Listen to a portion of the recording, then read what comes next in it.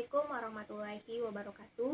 Perkenalkan, nama saya Sabrina Hasanah Putri, NIM 17060029, mahasiswa jurusan Ilmu Ekonomi Universitas Negeri Padang, konsentrasi Ekonomi Sumber Daya Manusia.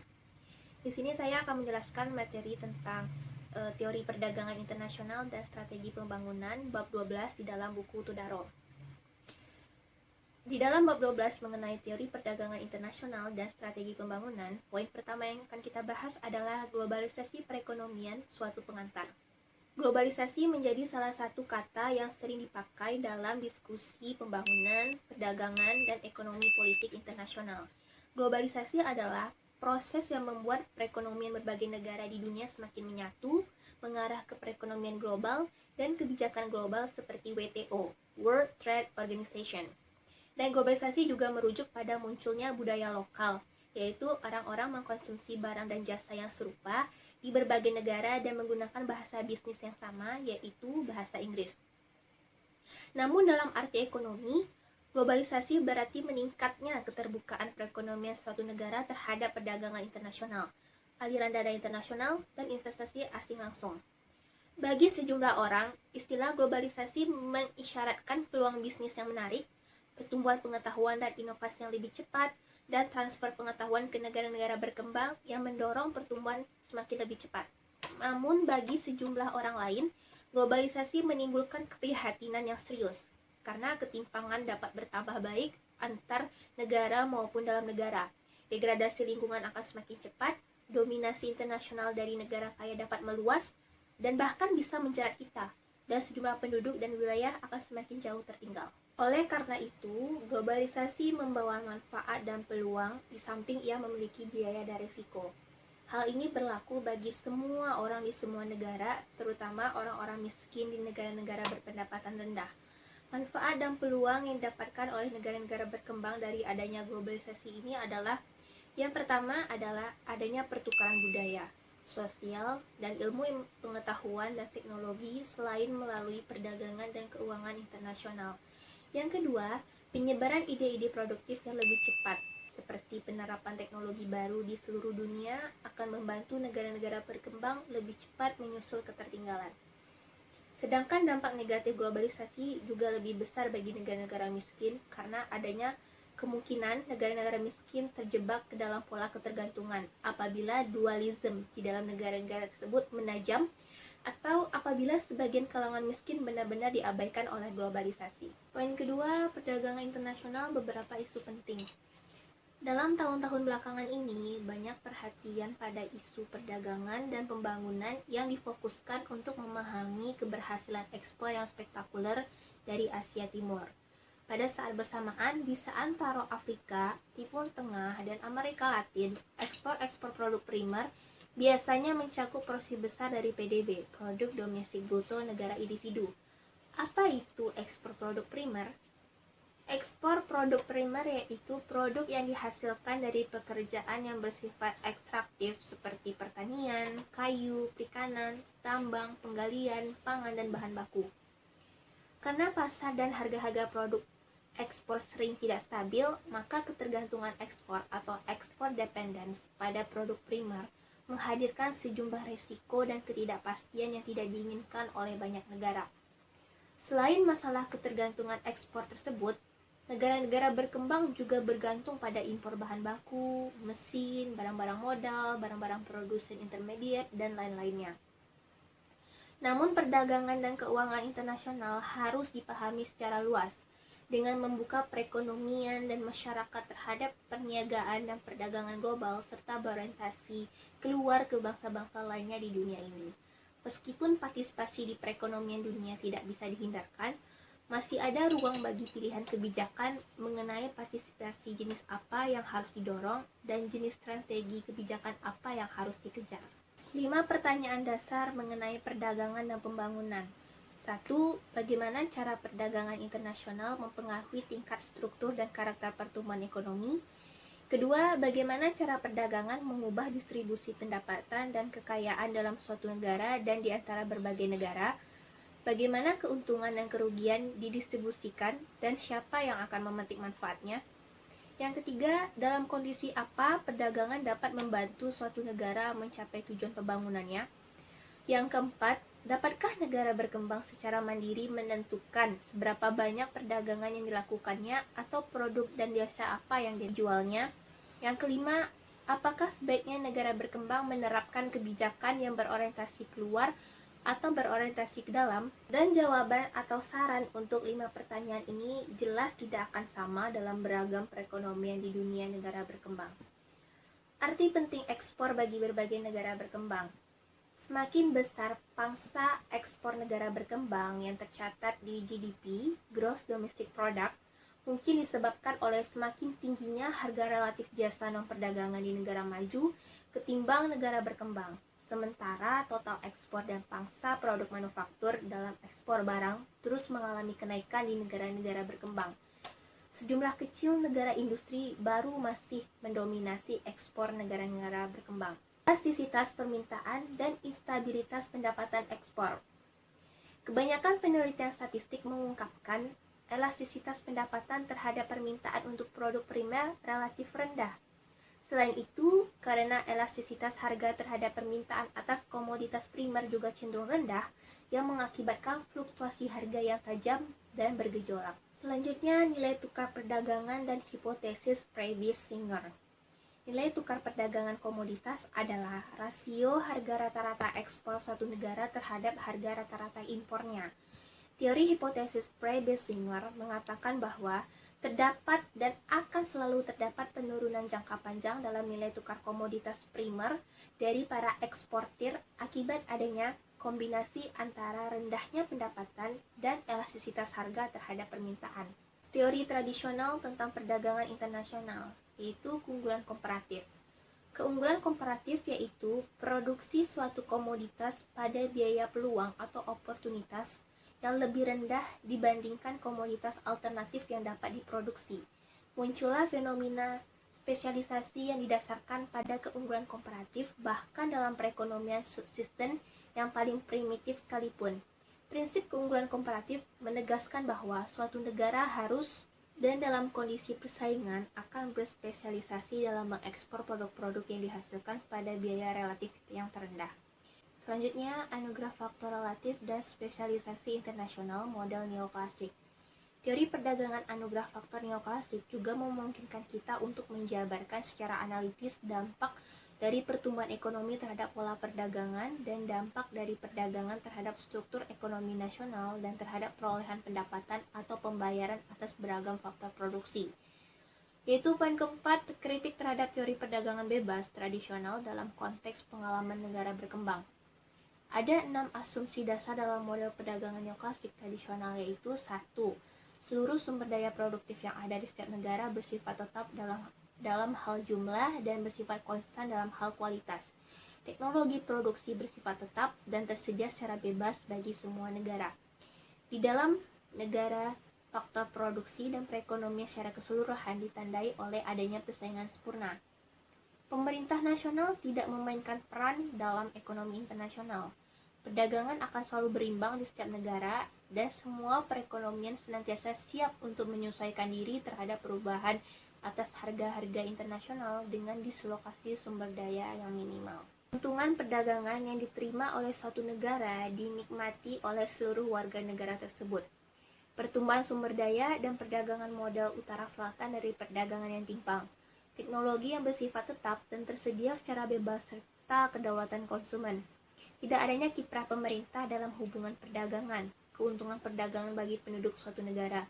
Di beberapa kantong ekonomi di negara-negara berkembang, para warga asing seringkali membayar sewa yang sangat rendah atas hak penggunaan lahan, sembari membawa modal dan tenaga kerja asing, lalu mempekerjakan tenaga kerja yang tidak memiliki skill atau pengalaman yang akan mempengaruhi perekonomian secara umum. Poin yang kelima adalah strategi perdagangan tradisional bagi pembangunan, promosi ekspor versus substitusi impor. Promosi ekspor adalah upaya pemerintah untuk membesarkan volume ekspor negara melalui peningkatan intensif ekspor, mengurangi disinsentif dan sarana lain dalam rangka menghasilkan lebih banyak valuta asing, dan memperbaiki transaksi berjalan dari neraca pembayaran atau untuk mencapai tujuan lain. Sekarang kita mengamati isu promosi berorientasi keluar versus substitusi impor berorientasi ke dalam dengan menerapkan 4 kategori, yaitu 1. Kebijakan berorientasi keluar untuk produk primer. Kedua, kebijakan berorientasi keluar untuk produk sekunder. 3. Kebijakan berorientasi ke dalam untuk produk sekunder. Dan yang keempat, kebijakan berorientasi ke dalam untuk produk sekunder. Promosi ekspor berorientasi keluar dan menghadapi hambatan perdagangan, ekspansi ekspor komoditis primer, dan keterbatasan permintaan. Pada sisi permintaan, ada 5 faktor yang menghambat ekspansi produk primer dan terutama ekspor produk pertanian. Elastisitas pendapatan atas permintaan untuk bahan pangan pertanian dan bahan baku relatif lebih rendah dibandingkan dengan produk minyak bumi dan manufaktur. Tingkat pertumbuhan penduduk negara maju kini berada pada atau mendekati tingkat penggantian. Elastisitas harga terhadap permintaan sebagian besar komoditas primer relatif rendah, dan pengembangan substitusi sintetis dan munculnya proteksi atas produk pertanian di negara maju mungkin menjadi faktor yang sangat penting. Strategi industrialisasi IS dan akibatnya. Ada 5 akibat yang tidak diinginkan dari strategi industrialisasi substitusi impor, yaitu 1. Karena merasa aman berada di balik tembok perlindungan tarif dan kebal dari tekanan persaingan luar, banyak industri IS, baik itu yang dimiliki oleh pemerintah maupun yang dimiliki oleh swasta, malah menjadi inefisien dan berbiaya operasional tinggi. Kedua, penerima manfaat utama dari proses substitusi impor seringkali adalah perusahaan asing yang mampu beroperasi di bawah perlindungan tarif dan memetik manfaat dari pajak dan insentif investasi liberal. Ketiga, sebagian besar substitusi impor dimungkinkan dengan adanya impor barang modal dan produk menengah yang disubsidi oleh perusahaan asing dan domestik. Keempat, dampaknya terhadap ekspor barang primer tradisional. Kelima, munculnya gagasan mendorong pertumbuhan industri yang baru berkembang dan kemandirian industri dengan menciptakan keterkaitan ke depan dan keterkaitan ke belakang dalam perekonomian keseluruhan. Poin yang keenam, pendekatan strategi industrialisasi terhadap kebijakan ekspor. Pendekatan strategi industrialisasi awalnya merupakan suatu studi empiris, tapi telah berkembang menjadi teori. Teori yang dikembangkan dalam pendekatan ini berfokus pada pengidentifikasian dan penanggulangan kegagalan pasar yang ditemui dalam proses industrialisasi. Poin yang ketujuh, perdagangan selatan-selatan dan integrasi ekonomi. Perdagangan selatan-selatan hampir mencerminkan sepertiga dari seluruh ekspor negara-negara berkembang. Teori tradisional mengenai pabean tunggal dan integrasi ekonomi berfokus pada sumber daya statis dan dampak realokasi produksi. Poin ke-8, kebijakan perdagangan negara-negara maju, perlunya reformasi dan resistensi terhadap tekanan proteksionis baru. Kebijakan ekonomi dan perdagangan negara-negara maju merupakan yang terpenting dari sudut pandang pendapatan valuta asing negara berkembang di masa depan dalam 3 bidang, yaitu hambatan tarif dan non-tarif terhadap ekspor mereka, bantuan penyesuaian bagi pekerja yang mengalami pemutusan kerja atau PHK di industri negara maju. Terakhir, dampak umum kebijakan ekonomi domestik negara maju terhadap perekonomian negara berkembang. Selanjutnya, kita akan membahas bab 13 dalam buku Tudaro jilid kedua. Bab 13 ini membahas tentang kebijakan neraca pembayaran, utang, krisis keuangan, dan stabilisasi. Poin yang pertama dalam bab 13 ini yaitu membahas tentang keuangan dan investasi internasional, isu-isu utama. Di sini kita akan mengamati dimensi dan dampak dari krisis utang di negara-negara berkembang. Poin yang kedua yaitu pos-pos neraca pembayaran, yaitu tinjauan umum. Transaksi modal atau transaksi keuangan mencatat nilai investasi swasta asing langsung, biasanya oleh perusahaan multinasional, pinjaman luar negeri oleh bank swasta internasional, serta pinjaman dan hibah dari pemerintah asing dan badan multilateral seperti IMF dan Bank Dunia. Transaksi ini akan mengurangi item yang sangat penting, terutama bagi negara pengutang utama, yang disebut dengan aliran modal keluar dari warga negara. Kemudian, transaksi cadangan moneter merupakan item penyeimbang yang menyelaraskan ketidakmerataan statistik. Poin yang ketiga, persoalan defisit pembayaran. Tren dalam neraca pembayaran. Transaksi modal menunjukkan perubahan dramatis selama tahun 1980-an sebagai akibat dari meningkatnya kewajiban pembayaran utang negara berkembang, penurunan tajam dalam peminjaman dari Bank Umum Internasional, dan pelarian modal besar-besaran. Selanjutnya, akumulasi utang dan kemunculan krisis utang, latar belakang dan analisis. Akumulasi utang eksternal merupakan fenomena biasa di negara berkembang pada tahap pembangunan ekonomi, di mana pasokan tabungan domestik rendah, defisit pembayaran transaksi berjalan tinggi, dan impor barang modal diperlukan untuk memperbanyak sumber daya domestik. Selanjutnya, poin kelima, upaya penanggulangan instabilitas makroekonomi, kebijakan stabilisasi IMF klasik, serta kritik terhadap kebijakan tersebut. Program stabilisasi IMF terdapat 4 komponen dasar dari program stabilisasi IMF. 1. Penghapusan atau liberalisasi kendali pihak pemerintah terhadap pertukaran valuta asing dan impor.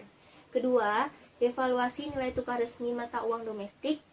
3. Pemberlakuan program-program anti-inflasi domestik ketat yang terdiri dari: pertama, pengendalian kredit perbankan untuk meningkatkan tingkat bunga dan cadangan minimum. Kedua, pengendalian defisit pemerintah melalui pembatasan belanja negara termasuk di bidang layanan sosial. Yang ketiga, lebih terbuka terhadap investasi asing dan membuka diri pada perekonomian internasional. Lalu, taktik untuk mendapatkan keringanan utang. Poin yang keenam, utang najis dan pencegahannya. Utang najis merupakan konsep dalam teori hukum internasional bahwa seperti halnya ketidakberlakuan kontrak yang ditandatangani di bawah tekanan, utang negara yang digunakan oleh pemerintah yang kurang demokratis, yang tidak sesuai kepentingan masyarakat, sebaiknya dianggap tidak berlaku. Poin yang ketujuh, resolusi krisis utang 1980-1990-an dan kerentanan yang berkesinambungan. Kecemasan akan instabilitas kembali muncul pada tahun 1997 dan 1998. Inisiatif HIPC adalah inisiatif pertama untuk menangani persoalan negara miskin pengutang besar. Mereka membuat kualifikasi yang cukup rumit untuk menambah keringanan utang melalui lembaga keuangan internasional. Poin yang ke-8, krisis keuangan global dan negara-negara berkembang, yaitu beragam dampak di antara wilayah berkembang. Pada tahun 2009, Bank Dunia memperkirakan bahwa pemulihan kegiatan ekonomi di wilayah ini dapat dipertahankan. Pembuat kebijakan ekonomi di Cina sepertinya berfokus pada pengurangan ketergantungan ekspor dasar yang mengandalkan pengolahan bahan impor untuk sedikit nilai tambah sebelum diekspor kembali. Peluang sekaligus berbahaya. Memudarnya pamor G8 oleh G20 merupakan catatan sejarah yang penting. Munculnya Cina sebagai mesin pertumbuhan regional dapat mengurangi ketergantungan ekspor ke negara-negara barat. Dan memang beberapa negara Afrika sangat antusias akan kemunculan Cina sebagai investor komoditas yang dapat mengimbangi perusahaan-perusahaan barat. Namun harapan itu meredup di banyak negara berkembang karena terbukanya akses dan stabil ke pasar negara maju. Kita akan memasuki bab yang terakhir, yaitu bab 14 yang membahas tentang keuangan, investasi dan bantuan asing, kontroversi dan peluang. Poin pertama, aliran sumber daya keuangan internasional. Dalam bab ini kita akan mengamati aliran sumber daya keuangan internasional yang dapat berbentuk: 1. Investasi swasta asing langsung dan investasi portofolio. 2. Pengiriman uang dari pendapatan yang diperoleh pekerja migran di luar negeri. 3. Bantuan pembangunan pabrik dan swasta dalam bentuk bantuan asing. Selanjutnya, investasi swasta asing langsung dan perusahaan multinasional. Aliran FDI perlu dipahami melalui konteksnya. Aliran FDI ke negara-negara berkembang masih mencakup bagian kecil dari investasi total negara-negara tersebut, yang sebagian besar didominasi oleh sumber investasi domestik. Namun demikian, belakangan ini FDI telah menjadi sumber dana asing terbesar yang mengalir ke negara-negara berkembang. Investasi portofolio swasta, manfaat dan resiko. Manfaat dan biaya dari aliran investasi portofolio bagi investor dan negara berkembang menerima dana telah menjadi perdebatan yang sangat sengit. Dari sudut investor, berinvestasi dalam pasar saham negara berpendapatan menengah memungkinkan mereka untuk menambah pengembalian investasi dibandingkan berinvestasi di negara maju. Sedangkan dari sudut pandang negara berkembang penerima dana, aliran investasi portofolio swasta dalam pasar saham dan obligasi lokal berpotensi menjadi sarana peningkatan modal bagi perusahaan domestik. Poin yang kelima, poin terakhir, yaitu konflik dan pembangunan. Keamanan fisik merupakan landasan bagi kapabilitas manusia. Konflik yang disertai dengan kekerasan telah menghambat kemajuan di banyak negara miskin. Akibat dari konflik tersebut, rusaknya perekonomian dapat disebabkan adanya perkiraan akan kemungkinan konflik di masa yang akan datang. Hal ini menghambat investasi dan kewirausahaan dan mempercepat pengurasan intelektual. Jika diperkirakan tidak akan ada konflik, mungkin lebih masuk akal untuk mengikuti strategi non-kekerasan demi mata pencaharian dan investasi. Menurut Francis Stewart, ketimpangan politik dan sosioekonomik berkaitan erat terhadap dampak politik yang terjadi. Sekian materi yang dapat saya sampaikan, yaitu bab 12 sampai bab 14 dalam buku Tudaro. Apabila ada kata yang salah dalam memaparkan materi, mohon dimaafkan. Wassalamualaikum warahmatullahi wabarakatuh.